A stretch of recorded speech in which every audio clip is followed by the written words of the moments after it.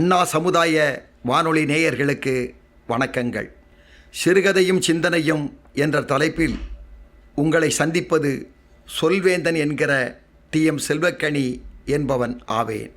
அன்பு நேயர்களே, சிறுகதைகள் மனிதனை பக்குவப்படுத்தக்கூடிய நல்ல கருத்துக்களை கொண்டவைகளாக இருக்கின்றன.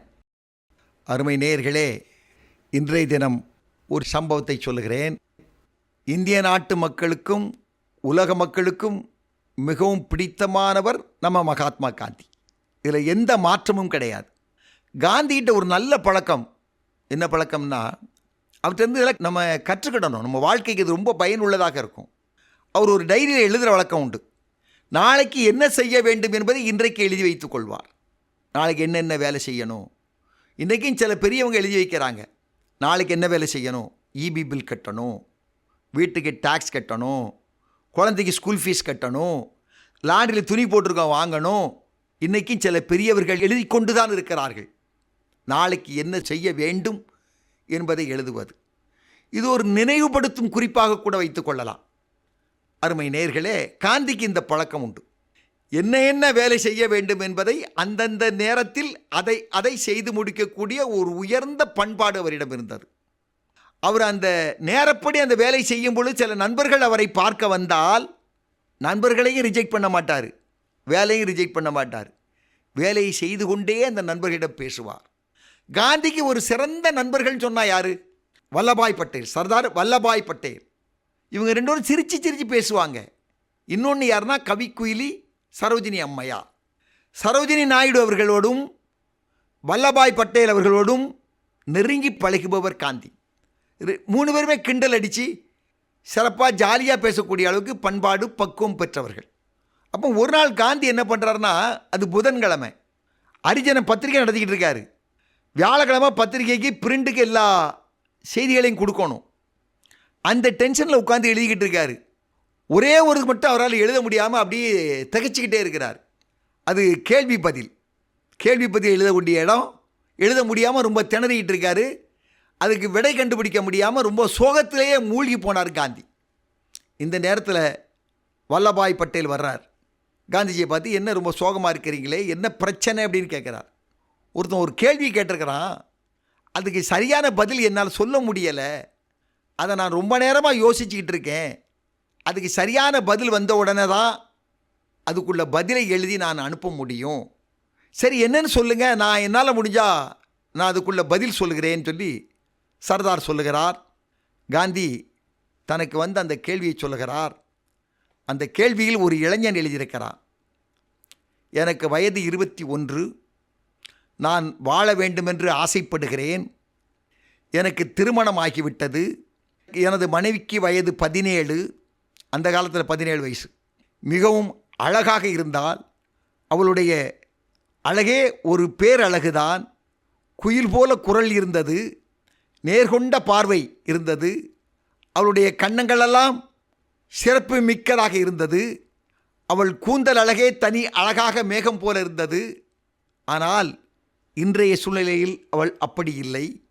அவளுக்கு அம்மை போட்டுள்ளது. அவளுடைய கன்னங்களெல்லாம் இப்பொழுது குழி குழியாக மேடும் பள்ளமாக இருக்கிறது. அம்மை போட்டதனால் நேர்கொண்ட பார்வையாக இருந்த அவளுடைய கண்கள் இப்பொழுது தெரியாமல் இருக்கிறது. தங்க கலரில் இருந்த என் மனைவி அம்மையினால் கருப்பு நிறமாகி ஆங்காங்கே தோள்களெல்லாம் சுருங்கி பார்ப்பதற்கே அவலட்சணமாக காணப்படுகிறாள். நான் வாழ வேண்டும் என்று ஆசைப்படுகிறேன். மகாத்மா அவர்களே, எப்படி நான் அவளோடு வாழ்வது? எனக்கு இதற்கு ஒரு விடை தாருங்கள் இப்படின்னு எழுதியிருக்கிறான். இதுக்கு நான் என்ன விடை எழுதுவது? இதுதான் காந்தி வல்லபாய் பட்டேலிடம் கேட்கிறார். வல்லபாய் பட்டேல் சொல்கிறார், காந்தி, இது ஈஸியான வேலை, சாதாரணமாக ஆன்சர் எழுதிட்டு போயிடலாமே, இதுக்கு நீங்கள் பதில் சரியாக ஈஸியாக எழுதிடலாமே. அந்த இளைஞனை 2 கண்ணையும் பிடுங்க சொல்லுங்க. இப்போ அவனும் குருடன் ஆயிடுவான். இப்போ அந்த மனைவிட்ட அவன் சந்தோஷமாக வாழலாம் அப்படிம்பார். காந்தி சிரிச்சிருவார். என்னப்பா, ஒரு பிரச்சனைக்கு வழி கேட்டால் நீ இன்னொரு பிரச்சனை கொண்டாந்து உருவாக்குகிறாயே என்று சொல்லி சிரித்துவிட்டு காந்தி சொல்லுவார், வல்லபாய் பட்டேலிடம் சொல்லுவார், பட்டேல், ஒருவன் பிரச்சனை என்று சொன்னால் அந்த பிரச்சனை நமக்கு வந்தது போல நம் மனதில் நாம் அதை ஏற்றுக்கொண்டு அந்த பிரச்சனைக்குரியவனாக நாம் மாறிக்கொண்டு அதற்கு விடையை கூற வேண்டும். அதுதான் நியாயம், அதுதான் தர்மம் என்று சொல்லுவார். அதன் அடிப்படையில் அவர் மறுநாள் அதிகமாக யோசித்து அந்த பதில் எழுதுவார். காந்தி அவர்கள் உயர்ந்த பதிலாக எழுதுவார். என்ன சொல்லுகிறார் என்று சொன்னால், நல்ல பாம்பு அழகாக இருக்கிறது, நல்ல பாம்பு படம் எடுத்தால் மிகவும் அழகாக இருக்கிறது. நல்ல பாம்பு அழகாக இருக்கிறதே என்று அதை யாரும் தன்னோடு வைத்து கொள்ள முடியாது. ஏனெனில் நல்ல பாம்பிடம் விஷம் இருக்கிறது. அதை போல பலாப்பழம் மிகவும் பெரிதாக இருக்கிறது, கரடு முரடாக இருக்கிறது. அதை வெட்டி உள்ளே பார்த்தால்தான் சுவையான சுளை இருக்கிறது. அந்த வாசகருக்கு இவர் எழுதுகிறார். அதை போல நீ அழகை தேடி வாழ வேண்டும் என்று நினைத்தால் உன் வாழ்க்கை கசந்து போய்விடும். வாசகனே, ஒன்றை உனக்கு நான் சொல்லுகிறேன். அதாவது, அழகிய மனைவியோடு வாழ்வதை விட பண்புள்ள மனைவியோடு வாழ்வதுதான் உயர்வு. நீ உன் மனதை விசாலப்படுத்தி கொண்டு அவளோடு இனிமையாக நட்போடு பாசத்தோடு வாழ்வதுதான் நீ செய்யக்கூடிய தர்மம் என்று பதில் எழுதுவார். அந்த வாசகனும் அவர் எழுதிய அந்த பதிலை படித்து அவர் சொன்னது போல வாழ்ந்திருக்கிறான். எனவே காந்திக்கு அவன் ஒரு சீடனாக மாறியிருக்கிறான். அருமை நேயர்களே, ஒன்றை சொல்லலாம்.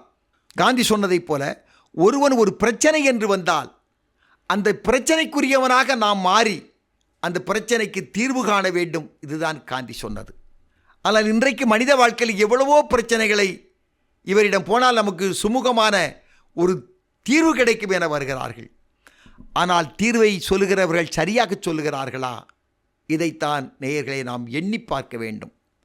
அருமை நேயர்களே, குடும்பத்தில் பல பிரச்சனைகள் இருக்கிறது. பெரியப்பாவிடம் சென்றால் சரியாகிவிடும் என போகிறார்கள்.